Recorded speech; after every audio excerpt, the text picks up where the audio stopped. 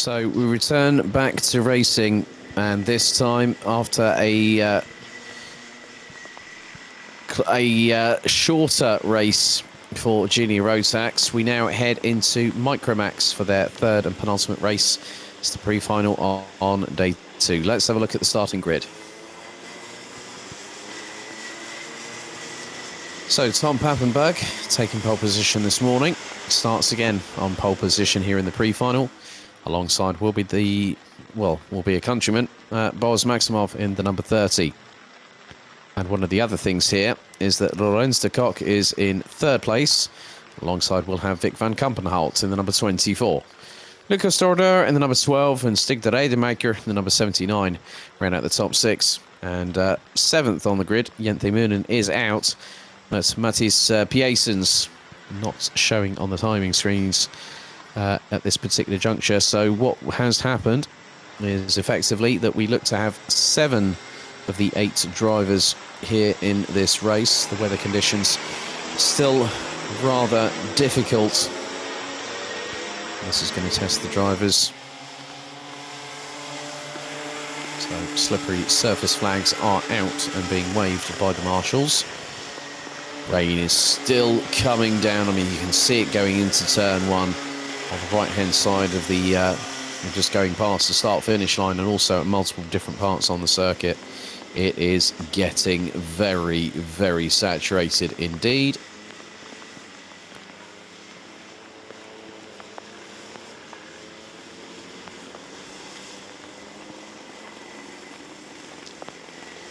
So now we get towards the lights going out for the first time for Micromax here today. Tom Pappenberg has 2 wins so far this weekend. Can Boris Maximov break the Pappenberg winning streak?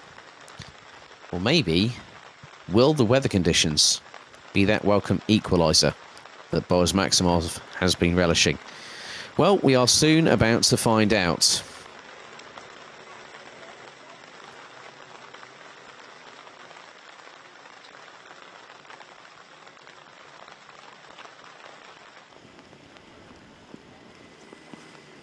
And there is Matthijs Piesens, who is actually at the end of the pre-grid. So whether there might have been a technical issue that needed to be resolved, it's not easy to sort that out in wet weather conditions as well.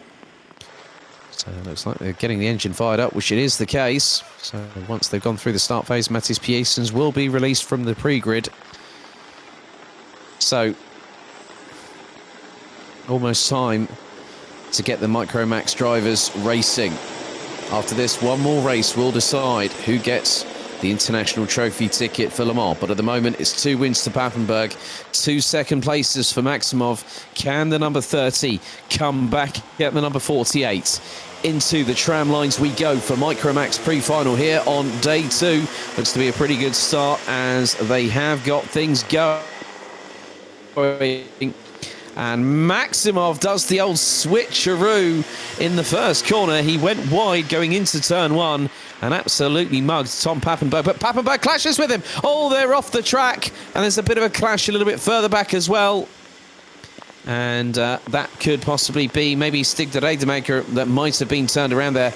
Not too sure. But Pappenberg has managed to get back into first position. But there was some contact up and down the field. Going through into turn 2, not easy in these conditions. But battle for second really heating up.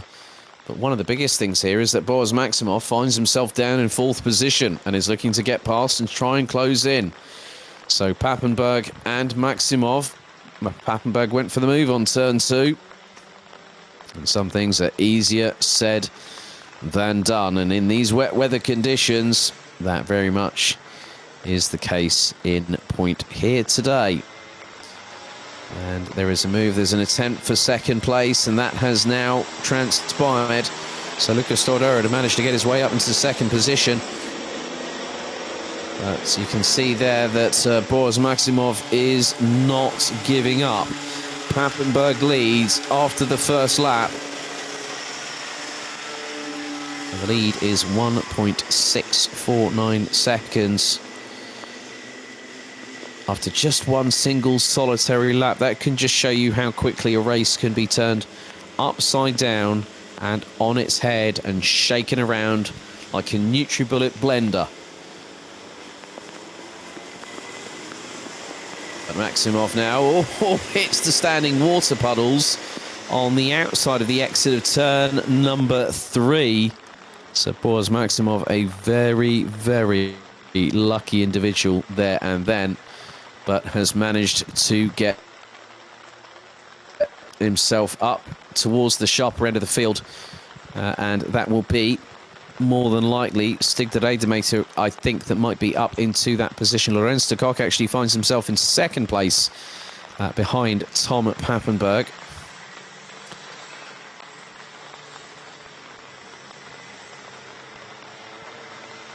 So 10.5 minutes still to go, plus an additional lap. Pappenberg continues to lead the race. Maximov down in 5th place. Lucas Tordo rounding out the top 5 as there is a change for position. I think it was Vic van Kampenhout making a move on Jenthe Moonen. They come across the line. Lorenz de Kock. It is Stig de Rademacher that rounds out the top 3. Boris Maximov in 4th. Lucas Tordo. Vic van Kampenhout gets past Jenthe Moonen for 7th place.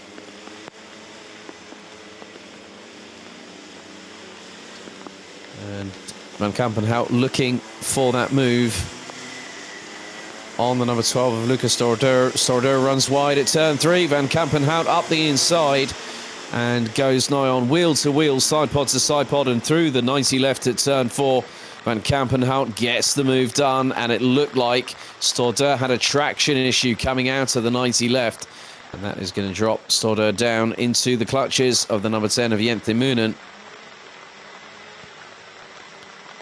Lorenz de Kock is actually really reveling in these wet weather conditions. The number 27 is only 1.1 seconds. No, hang on a second. He's right on the back bumper.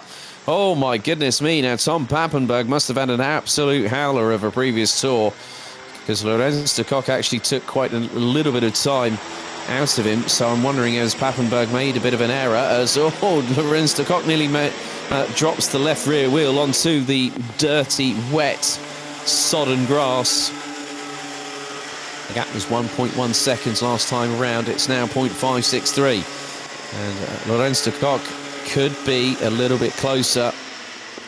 Vic van Kampenhout is the fastest driver out on the track, closing in on Boris Maximov, and was just under half a second behind the number 30.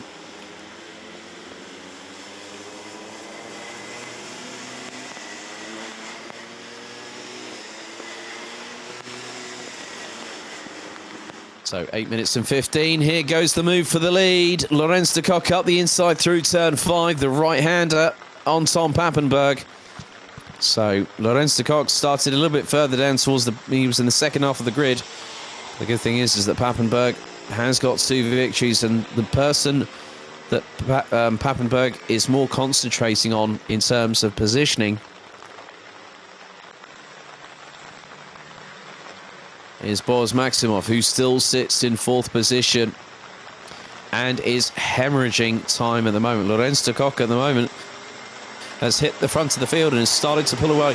Oh, now this is interesting. Stig de Rademacher is not too far behind.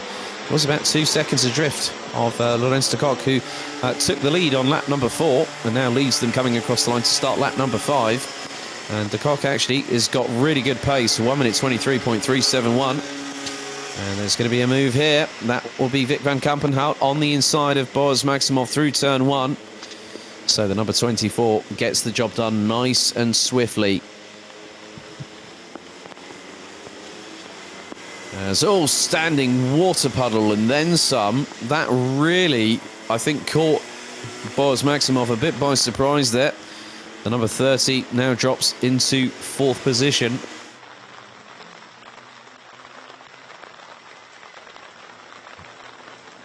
So Maximov needs to start using unconventional racing lines in order to close in on the number 24 of Vic van Kampenhout just up ahead. Lucas Stoddard and Jenthe Moonen round out the top 7 positions.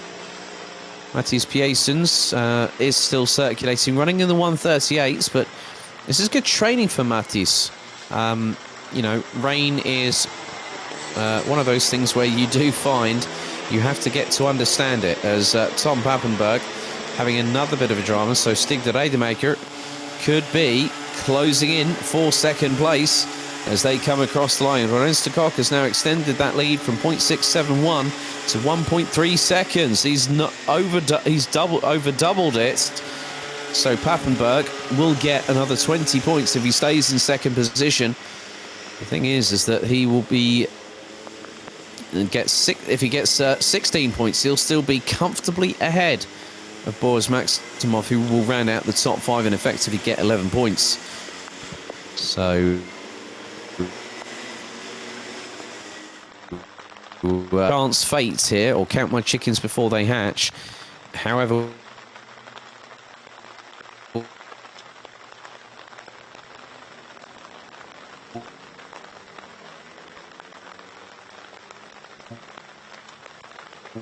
what could happen is that 11, putting the number 30 on effectively 51 points. So you look at it from this perspective,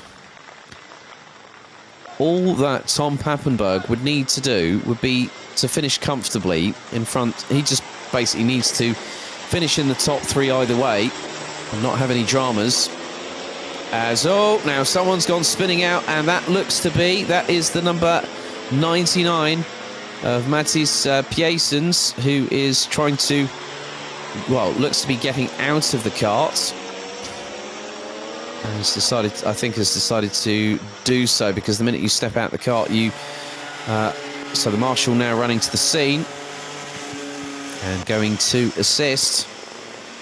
So Matthias Piessens is out on the spot, unfortunately. So the number 99 will retire from the race. There's the number 10 of Jente Moonen, still running in 7th position. As that's an exploratory wide racing line going through turn 2, I must say. It just goes to show that these drivers are not adverse to driving in these weather conditions here.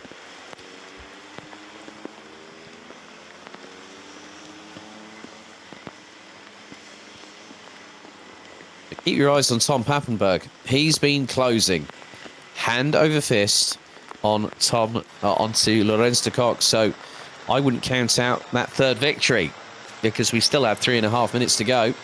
Lorenz de Kock has started to drop off the pace ever so slightly in the last lap or so, 1 minute 24.563. And then Tom Pappenberg puts in a 1:23.3, so that's 1.2 seconds quicker.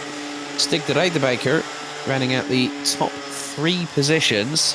He's put in the fastest lap of anybody, but then here comes Vic van Kampenhout, who's just done a 1:22.1 in these adverse wet weather conditions. There's Lucas Dorder in the number 12, who comes across the line in 6th place with just under 3 minutes plus a lap still to go.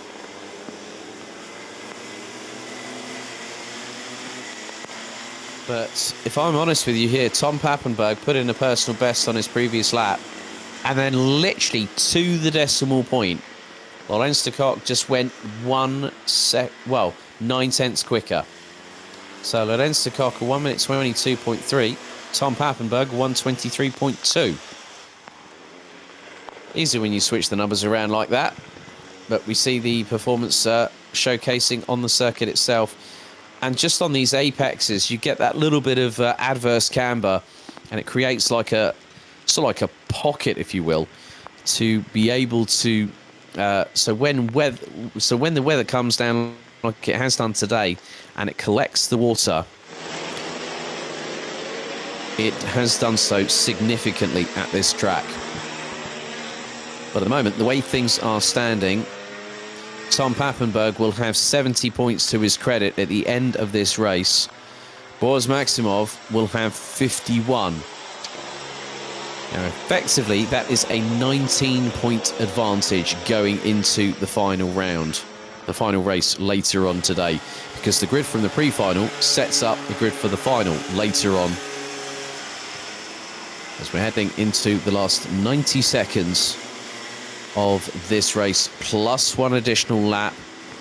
So give or take, we'll probably have another 2, maybe 3 laps of racing. So we're on lap number 9 at the moment. So real shame for Matthijs Piesens in the number 99, who came to a halt. Looks like there was probably a loss of traction. Then all of a sudden the cart decided to spin around. And Matthijs Piesens decided, you know what? I'm good for now. I'm good for now. Let's just... I'm wondering if there might have been a technical issue. And that is Tom... Oh! Now that's drama and a half. Tom Pappenberg has just spun it. Oh, now this makes things interesting. Now, Tom Pappenberg has controlled proceedings in the dry yesterday. 2 victories and a pole position. But that... Oh, well... That sort of made things a little bit easier, let's say, because Boris Maximov now is in 4th position.